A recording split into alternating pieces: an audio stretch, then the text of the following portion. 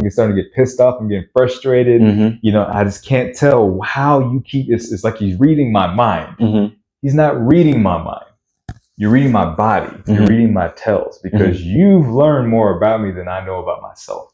However, there is a piece of you that is outraged. There's a piece of you that is upset at whatever kind of circumstances you find yourself in, but you don't have the space to express that. So you just stuff it down until you can't anymore. Welcome to the Warrior's Way Home podcast. What's up, guys? Welcome back to the Warrior's Way Home podcast. My name is Edmund. I'm here with my friend Travis. We are a podcast about bringing the fight back into man and introducing different principles and ways of thinking so that we are able to reintroduce these more masculine aspects back into manhood. Yep, getting that warrior mindset and introducing back into modern day masculinity and teaching men to fight their own fight. Absolutely.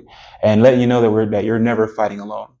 On today's episode, we want to talk about the myths of Stoicism, self-awareness, and emotional intelligence. If you've ever kind of interacted with these more masculine podcasts, I know they really preach Stoicism as kind of the mindset that you should have being a man, just not giving into your emotions, basically almost discarding your emotions entirely, and just trying to kind of hustle your way back into what you think being a man really is. And we're here to kind of dispel some of those myths. Unfortunately, a lot of with the red pill being so popular, which I don't really see anything. I think the red pill is a necessity.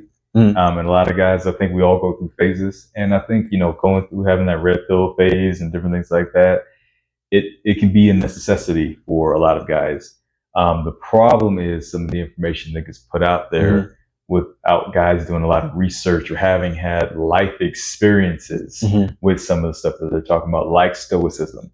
They read a few comments. Maybe they might not even read the full book. Right. They don't look at the Marcus Aurelius.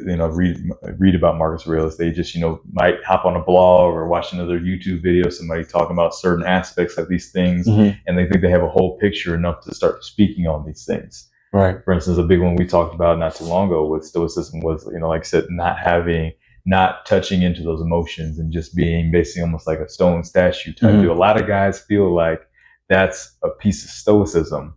And, that's the main thing with Stoicism. Well, you just don't show emotion. You're just here the whole time. All psychological. Throughout your life, you're nothing but logic, no emotion whatsoever.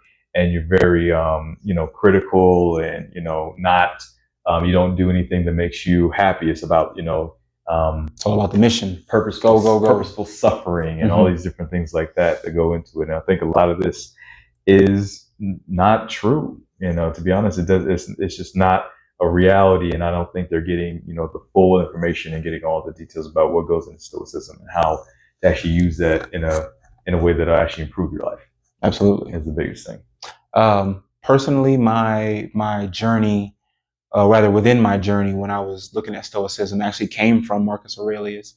One of his quotes that I really, really liked was, and I'm not gonna be able to quote it verbatim. Go ahead and butcher that up. Yeah. So basically, what it was going over was that when you are moving through life, when people are giving you praise or whether they're blaming you or whatever that they're giving you, you don't take either one. You know what I'm saying? It's like you are living only by your own code, or you are moving kind of despite what the world says to you. If they're praising you, doesn't matter. If they're coming at you hard and kind of blaming at you, or not blaming, but just kind of giving you negative energy is what it comes down to. That doesn't apply either. So basically, it's like nobody opinion matters but your own, which honestly it doesn't. But it's the psychological trick of it, because if you really break it down, everybody's interaction with you is jaded off the way they see you. Yeah. You can be a hero to some people, you can be a villain to other people, but it's all about how they see you based off their own life experiences. That's the problem. Now, you are you based off of your own life experiences, but it's just recognizing that you are not to really take heed of any of that, because you understand that everybody has some kind of skewed perspective. They don't see you as you are in your entirety. You don't know yourself in your entirety yourself. So it's like, who do I believe? You only believe yourself based off of your own experiences. I used to move like that because I like to be a psychological person, right? I like to think everything through as deeply as I can, which can be draining. It can be really draining on you. But it's only recognizing that only my opinion of myself matters, that is the most, you should have the highest opinion of yourself.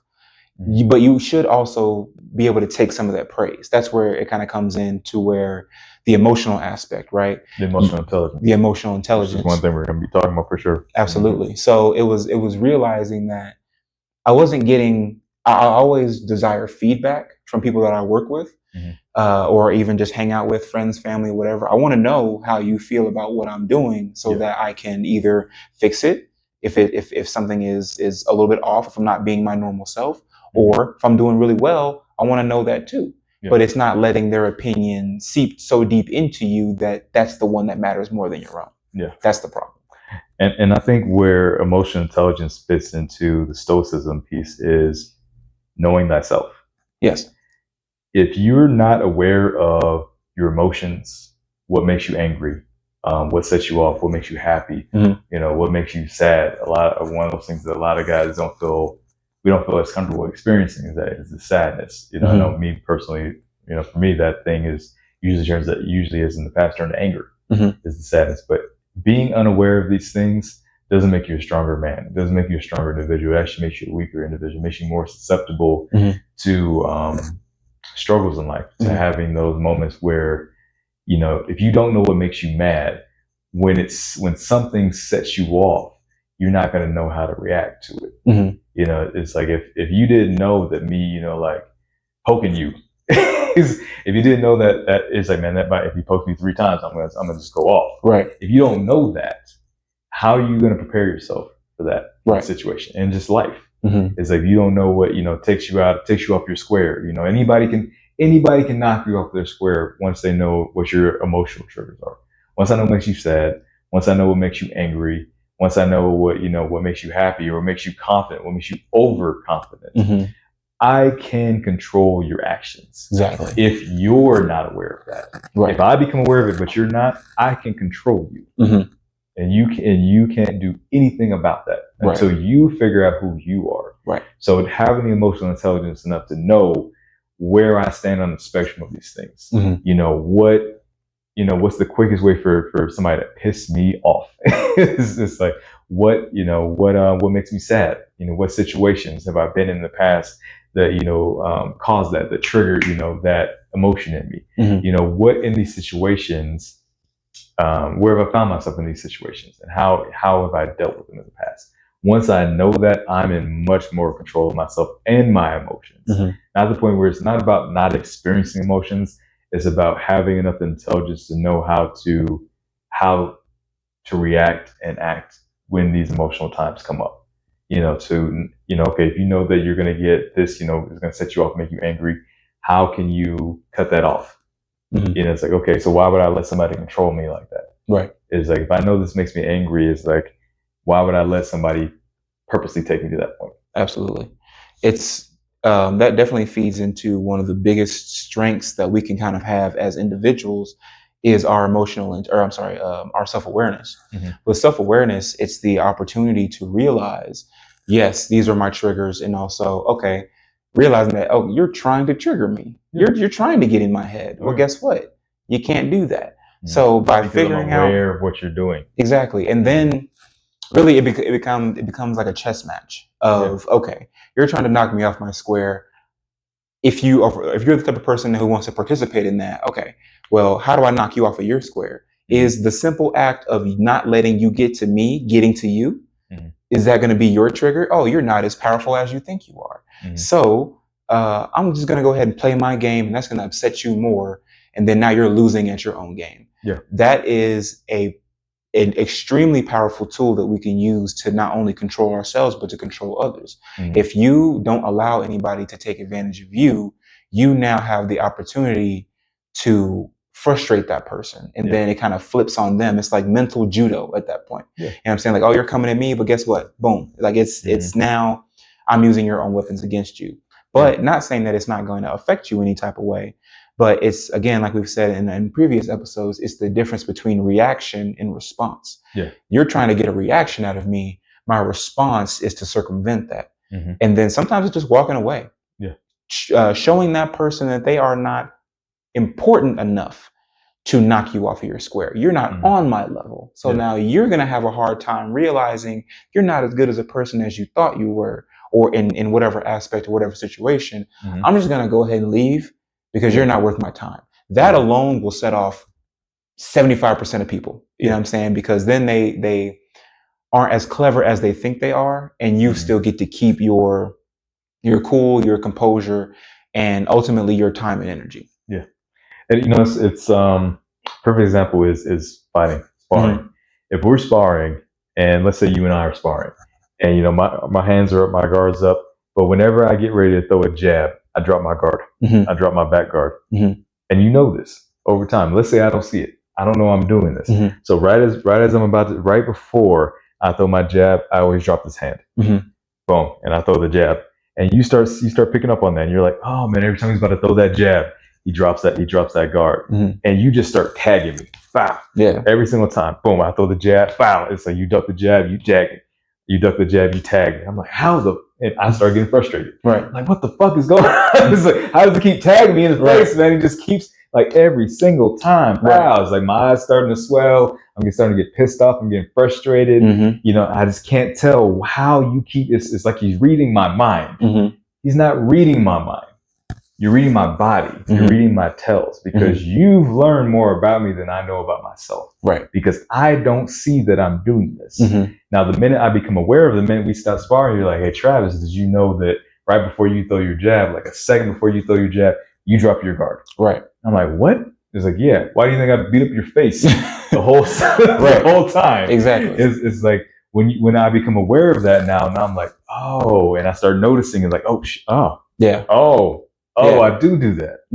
I become more aware, and then I can do something about it. But until I'm aware of it, I can't do anything about it. Exactly. So now that I'm aware of it, I'm like, okay, cool.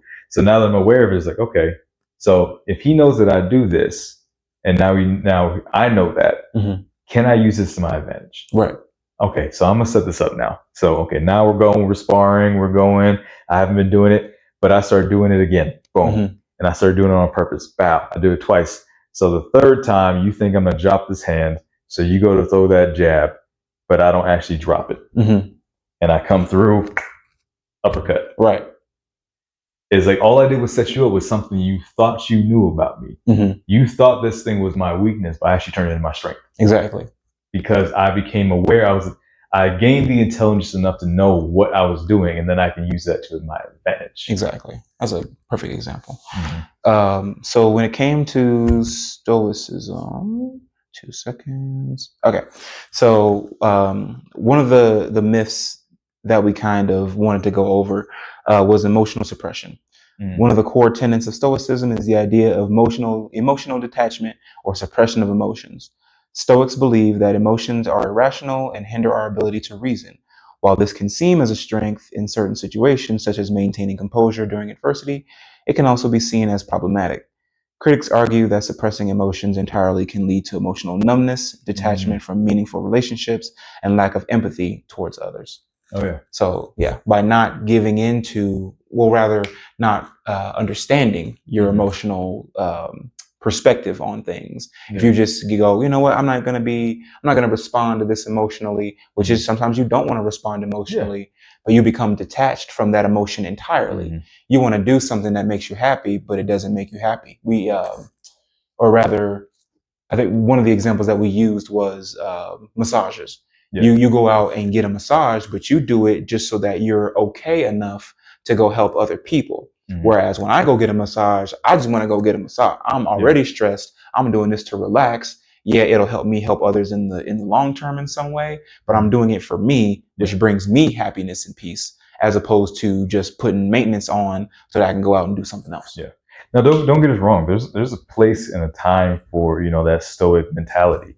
Like if a guy's with his wife and they get into a car accident, probably a good time to be, to have that Stoic. Don't be all freaking out. Not to be if he's out there screaming, right. like Eddie Murphy running around Right. crying and everything like that, there's a bit of her that's going to lose some respect for him. One, exactly. But two, it's not going to give her confidence that you can handle this situation. Yeah.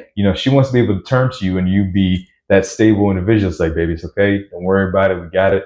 Tow truck's on the way. You good? Any blood? Any broken bones? Oh, your leg is broken. Okay, let's wrap that up. Da da da da da. So make sure you don't bleed out here on the side of the road. Yeah. Da da da da da. And you start doing, even if you don't absolutely know. And that's the other thing. People are like, oh, we have to know. It's like, you don't have to know. You just have to be calm. Yes. At sometimes. That's where logic. Just somebody being calm in a situation makes them seem like they know what's going on. Even if you don't. Even if you're on the inside freaking the hell out. It can make you seem and give that confidence to other people to where they can calm down. It's like, if somebody else is here and I'm here, right? Over time they start to lower themselves down. They're like, okay, he knows what's going on. He's got this. Even if something happens, he's good. Okay, I'm breathing, calming down, and you can kind of take control of that situation. So there's times and places for that, right? But completely being attacked. But a place that you might not want to have that same attitude is, I don't know, when your first child's being born. And everybody's all happy, excited, and crying. Right. Or something. They're like, he will be a fine warrior one day. Like, cool. Here, take him back. This is mine now. Here, all right. Take him. I'm starting to feel things. All right. Take him back. I'm starting to feel things. Yeah. Can't be feeling things. Yeah. That's not the greatest time to be detached from your emotions. Right. So there's a time and a place for these things. It's like, in certain situations where it's high intensity, in a battle, in a fight, and different things like that. Yes, you want to be in control of your emotions. You want to, have that, more leveled down, controlled. But for the dudes out there, if you're in the bedroom with your lady, it might not be the time to be like, yeah, this is good. Yeah, yeah, you sexy girl. Right. It's like you're probably not gonna make it too far being real stoic. In the bedroom. Just saying. Just saying. There's a time and a place for this stuff. Right. She wants that love. She wants that romantic side of you, and she might want that aggression, or she wants that aggression. She might want the lovey side, but she also might want the aggression. You can't do either one of those. Right. It's like you're just like, right. Yeah. These are fine cheeks you presented to me, madam. Thank you. Like what? Yes. It's a business transaction. I appreciate you letting me clap these cheeks. All right. That is good. I'll see you next week. Right. Absolutely. Yeah. So the second myth is passivity and acceptance. Stoicism emphasizes accepting and embracing one's fate, focusing on what is within our control rather than what is outside of it. This can be seen as a strength in accepting unavoidable circumstances and finding inner peace. However, it can also be interpreted as promoting passivity and resignment in the face of injustice or oppressive actions. Critics argue that Stoicism may discourage individuals from actively engaging in efforts to bring about positive change in society, as they may believe that the external events are beyond their control. That is actually a really good point, because we want to control what is within our control. And we, to a point, and in certain other philosophies, we say, okay, well, if it's outside of my control, don't worry about it. That's also, it's not the same. You know what I mean? So like what's within our control is how we respond to outside injustices or whatever the situation may be. Sometimes that's all you control, is how you react to it. Exactly. But your response and your reaction should be something that is going to promote the solution to whatever the problem is. Not just sit back and say, oh, well, that's your problem. I can't do nothing about that. That's out of my control. No, what is within your control is to help find a solution to whatever that is, if you are passionate enough to want to actually do something about it. Yeah, and there are going to be things that are, out of your control. Somebody's driving drunk on the road. You really can't control that. You didn't feed the dude the alcohol. Right. Yes, you chose to be out there at that time, at that particular place. Yes, that was within your own control, but you can't control somebody else's actions. Right. It's like, but you can control how you react to that and how you deal with that thing. It's like, yeah, so there's certain things that happen, but you also don't want to be that guy that just sits back and be like, oh, this dude's going to punch me in the face. I guess that's just my fate to get my ass kicked. Right. Right. It's like, you need to know when to, that's the biggest thing I think with the Stoicism, is knowing when to put this into action. And that's the thing I don't think they talk about. I think they give almost they almost give this like blanket statement, like this should be the way it is all the time, right, the way you are all the time, right. and that just doesn't suit any man to be to be any particular way all the time, Right.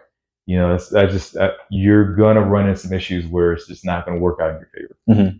It's definitely like it's like two sides of the same coin. Where if you're being a Stoic, you're being controlled and reserved and all this type of stuff. That's fine. Mm-hmm. But also, what about that more aggressive masculinity, like we were saying in previous episodes, Mm-hmm. where okay, but if you have all this aggression, you have this anger, or you just have this capability, this fire within you as a man, it is naturally there, and it just needs to be cultivated. Yeah. That's, if anything, man is like an oven.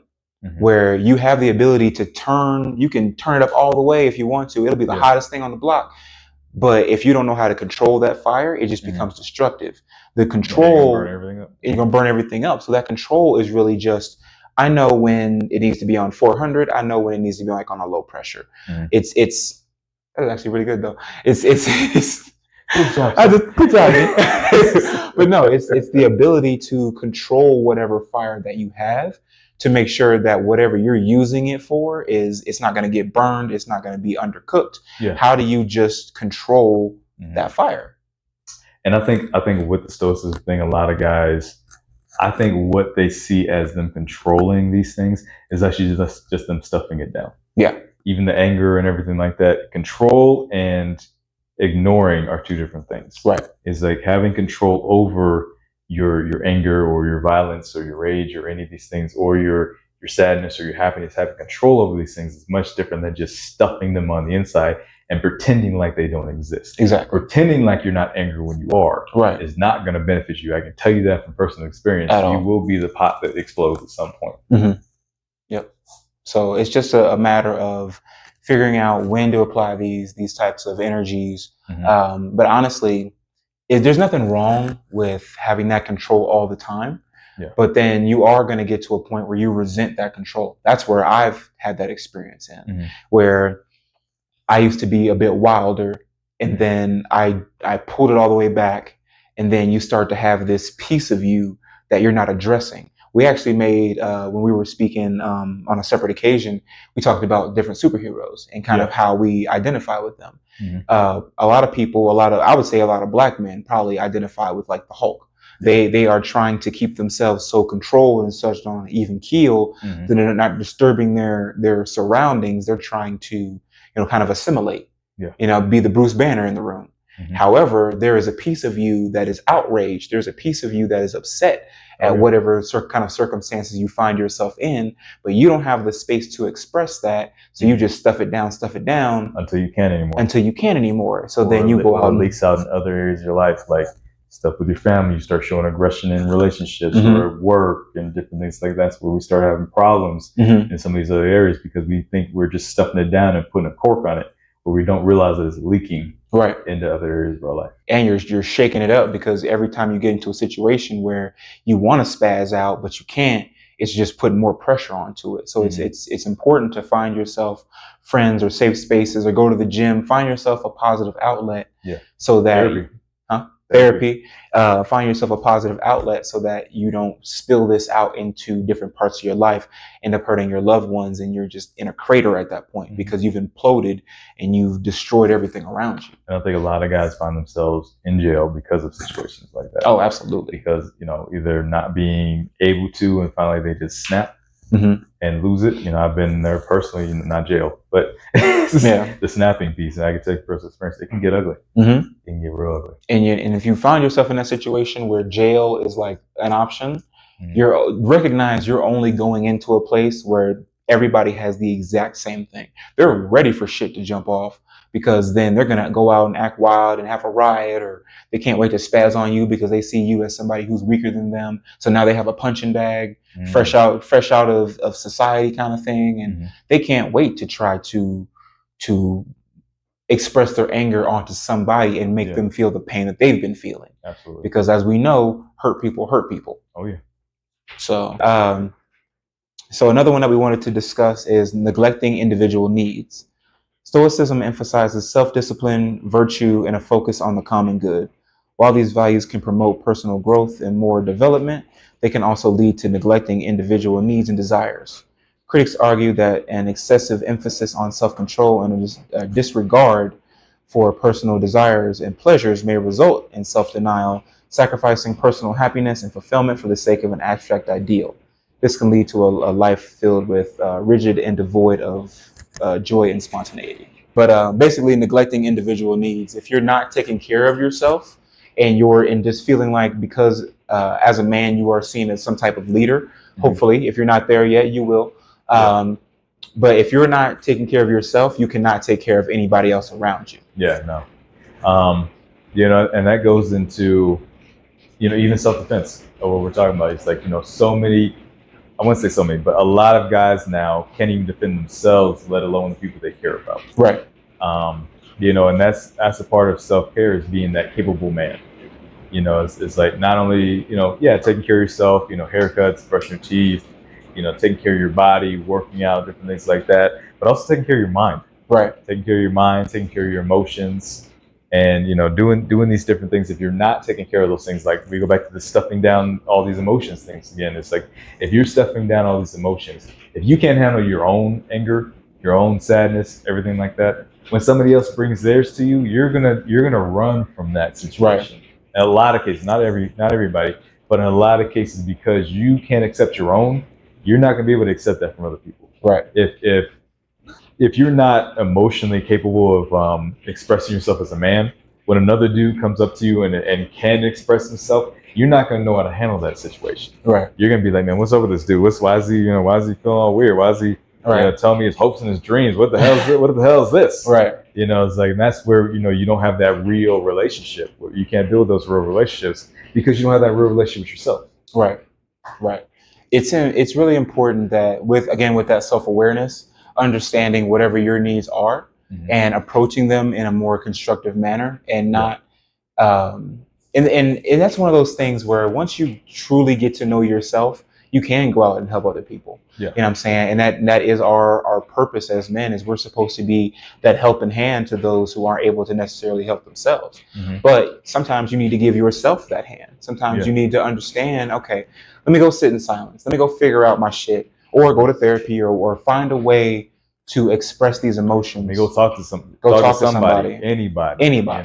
Your wife, your friend, whoever it may be, a stranger, right. Some stranger on a bus. Right. I've had people do that to me where they're like, I have no idea who you are, but yet next thing I know their whole life story. Right. Because they just need to get it out. Right. And I'm like, okay. I guess they just felt comfortable enough with me to do that. That's fine. Sometimes you're not in the space yourself to do that for people. But if you're not, but you have the compassion to let them get their stuff out. Yeah. Because honestly, we're all mirrors. We're a mirror of each other. You know what I'm saying? So if somebody even thinks they have some type of connection with you, they're going to want to try to exploit, is the wrong word, but they're going to try to use that because they need that assistance, that type of help, right? But if you are somebody who has that understanding and that compassion, and you understand that you are a mirror for that person, or of other people, then you have a chance to, like we were saying before, you are receiving at the same time. You surrender to the moment. Okay, I'm gonna let you get your shit out because honestly, or obviously you can't control it. So go ahead and do your thing. I'm gonna be able to get that back in somebody who's gonna be able to help me, or an opportunity, or whatever it is, or just the satisfaction of I was able to help this person despite the fact that I'm not feeling good today. So that's a gift in itself, just to be able to help somebody else. All right, guys. Well, I think this has been an important conversation. It's definitely one that, Edmund and I have had recently. Definitely had a moment where I needed to not be stoic and actually talk to someone, and, my boy was there to really give some insights and some guidance, and, sometimes a kick in the butt, where we all need. Yeah. It's like, sometimes you need a pat on the head, sometimes you need a kick in the ass. Right. For sure. But having people around who you can, bounce that off of. And like I said, there's a time and a place for the Stoicism, to have that going. This is, has some great points, but you have to be able to know when the time and the place is for that. Right. Like I said, a lot of it we've been seeing has been, just that overarching, you need to act like this all the time. Right. Don't express your emotions. Don't do these different things like that. And like we show, it's like there are times and places where you have to have these pieces of yourself, because if you're not tapping into these pieces of yourself, you're not going to be the best version of a man that you can be. Right. Honestly. Right. Absolutely. So you can find us on YouTube, anywhere podcasts are streaming. Also, our social media will be Instagram, TikTok. Well, maybe we'll get on Twitter, Facebook. We're gonna have Twitter wars for that. coming soon. Twitter wars coming soon. Just gear up for that.